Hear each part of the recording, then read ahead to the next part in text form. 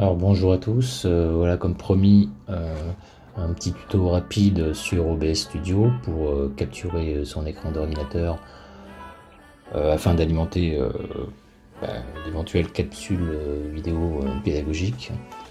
Alors cette vidéo fait suite à la vidéo précédente que j'avais publiée, une vidéo sur un devoir de maths en Python et que j'avais publié sur un groupe de profs de maths sur Facebook. D'ailleurs, si vous êtes prof de maths et que vous n'avez pas encore rejoint ce groupe, je vous conseille vivement de le faire. Pour moi, c'est le meilleur groupe, le plus grand, je sais pas, mais en tout cas le meilleur groupe que je connaisse, où il y a vraiment beaucoup d'échanges entre profs, beaucoup de solidarité et de bienveillance. Donc ça s'appelle le coin boulot des profs de maths sur Facebook, donc si c'est pas encore fait, faites-le. Et donc quand j'avais donc publié cette vidéo, on m'avait demandé on m'avait posé quelques questions sur les logiciels que j'utilisais, dont OBS. Donc voilà, nous y sommes. Alors vous avez ici l'écran de prévisualisation. À gauche ici, c'est l'écran pour créer des scènes. Ici, pour créer des sources. Là, bon, c'est pour le mélangeur audio, les transitions, et puis tout à droite, c'est essentiellement les paramètres sur lesquels je terminerai le tuto. Alors, au départ, il faut donc, avec le plus, créer une scène, vous la renommer comme vous voulez. Donc ici, moi, j'ai créé deux sources, donc avec le plus. Quand vous cliquez plus, vous pouvez créer donc comme source capture d'écran. Alors principalement capture d'écran, moi c'est ce que j'utilise en tout cas, capture d'écran, capture de jeu, et puis capture de fenêtre. Voilà, ce sont les trois que j'utilise. Je vous dis, je dois utiliser 1% d'OBS, mais ça me suffit largement dans le cadre de mon métier, en tout cas pour l'instant. Donc il y a une petite différence à bien faire entre capture d'écran et capture de jeu. Entre capture d'écran et capture de fenêtre. Alors capture de jeu, c'est pas l'objet de ce tuto. Je l'utilise quand même des fois, mais c'est quand vous voulez capturer votre écran, mais quand vous lancez une application, c'est-à-dire donc un jeu vidéo qui bascule en plein écran. Donc c'est à utiliser uniquement lorsque votre appli fait le basculement en plein écran, comme les jeux vidéo par exemple.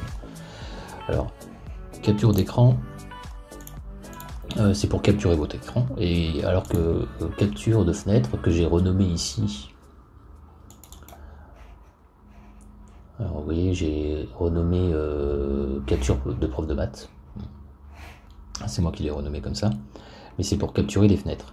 Alors ici vous voyez, dans la fenêtre, vous devez choisir quelle fenêtre vous allez capturer, mais pour ça il faut d'abord lancer l'application. Donc c'est pour ça moi j'ai lancé ici mon navigateur internet. Voilà. Donc alors là ça rafraîchit pas, il faut que je relance normalement. Ah oui, alors non, voilà, c'est donc il faut basculer. Alors vous pouvez glisser la capture fenêtre juste avant capture d'écran. Voilà, donc l'ordre est important dans les sources, donc c'est le premier, c'est celui qui est tout en haut ici. Donc capture de prof de maths, c'est capture fenêtre. Donc quand je double-clique dessus, il vous propose les applications que vous avez déjà lancées auparavant. Alors moi il me propose Mozilla Firefox parce qu'il est lancé ici. Et donc c'est pour ça qu'il apparaît là. Et puis vous faites OK. Tout le reste vous le laissez en mode automatique, vous ne touchez à rien. Donc voilà, ça c'est pour quand je veux capturer une application précise, comme Microsoft Word, Excel, Mozilla, etc. Mais si vous voulez capturer tout votre écran, quel que soit ce que vous avez lancé sur votre ordi, eh bien ça va être donc capture d'écran. Voilà. Et donc il capture, voilà, j'ai qu'un écran, c'est celui-ci avec cette résolution. Voilà. Donc je fais OK. Donc voilà, une fois que vous avez donc votre source qui est activée, eh bien vous allez pouvoir capturer tout ce que vous avez envie. Alors, donc OBS Studio, vous pouvez le trouver tout simplement, il est gratuit, hein, vous le tapez sur Google par exemple, et c'est le premier, obsproject.com, hein, téléchargez OBS, vous choisissez votre système d'exploitation et puis vous le téléchargez, vous l'installez. Une fois que vous l'avez installé, donc moi il est là, ici, et bien vous le lancez et puis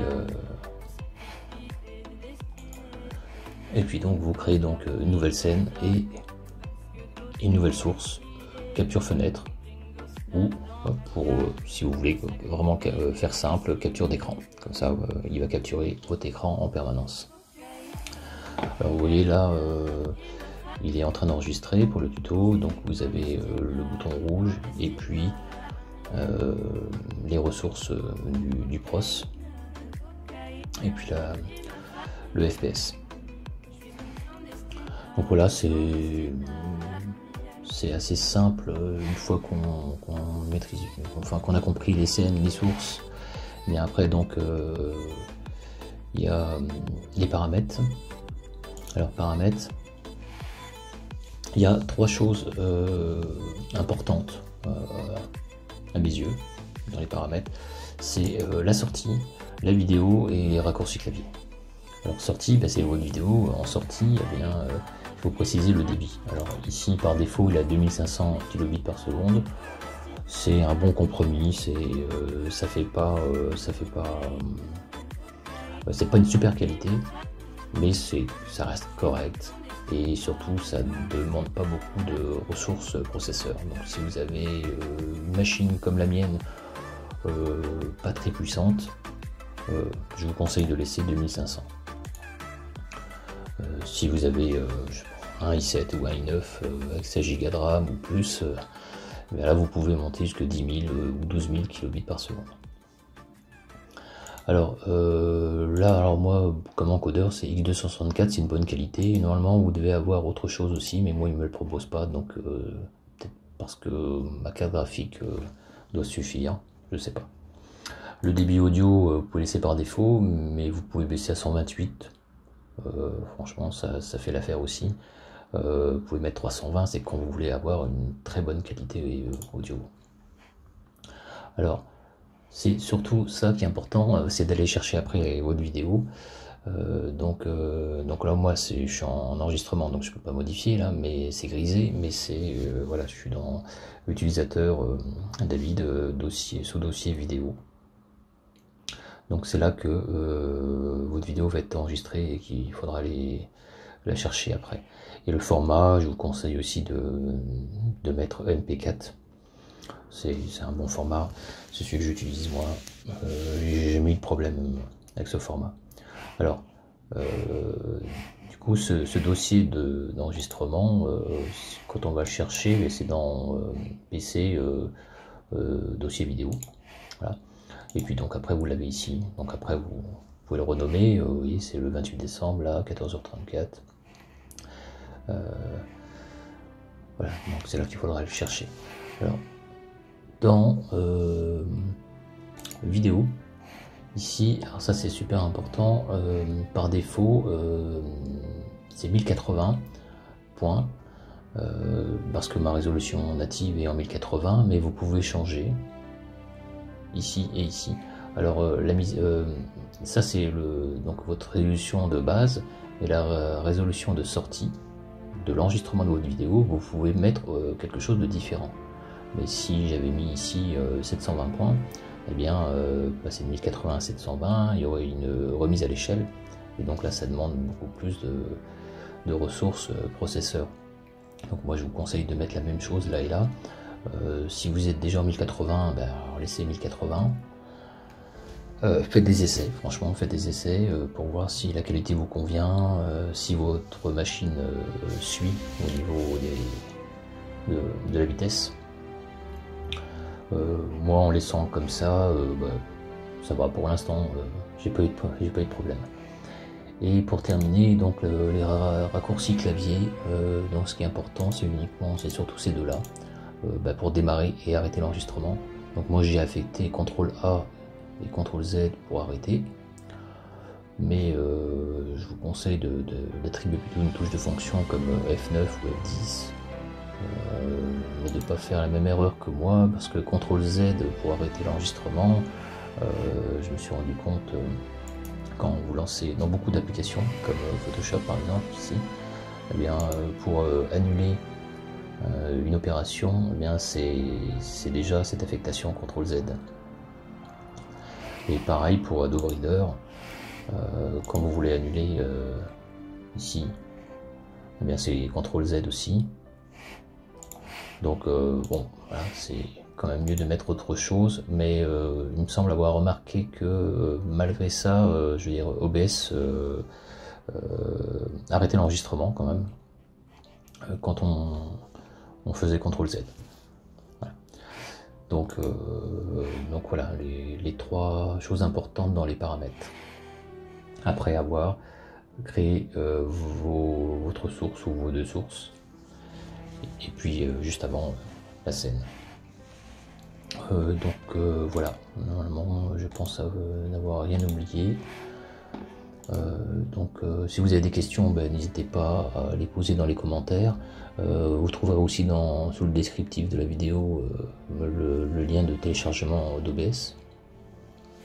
Et puis ma foi, si vous voulez une prise en main aussi des autres logiciels que j'ai utilisés dans la vidéo, comme Sony Vegas pour le montage, iClone 5 pour la 3D, et puis HitFilm pour le compositing, les effets spéciaux, fond vert, etc., incrustation. Dites-le aussi si vous avez des besoins.